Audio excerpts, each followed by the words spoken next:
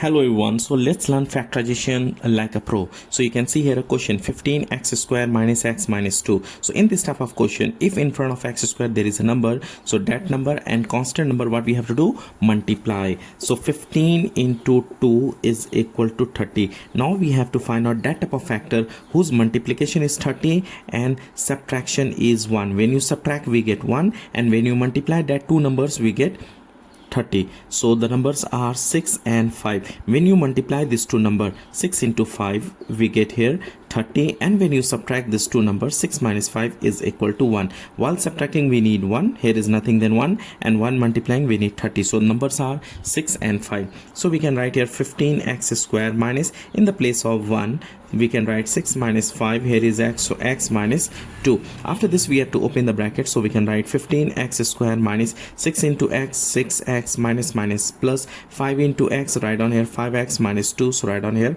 minus 2. Now from first term we have to take common, from last term we have to take common. 15 and 6, what is the common here? If you don't know how to take common, look at here, so write down here 15. Okay, write down here 15. So we can write here 3 5s are 15. After that here is 6, so write down here 6.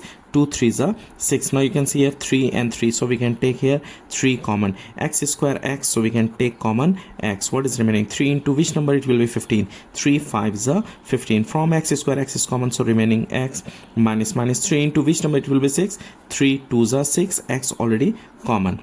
Plus from here you can see nothing is common, 5x minus 2, nothing is common, so we can write down here 1, and here we can copy same 5x minus 2. One thing you have to remember, this two always we get same, if not same your calculation is mistake. Now take common 5x minus 2, and the remaining is 3x plus 1.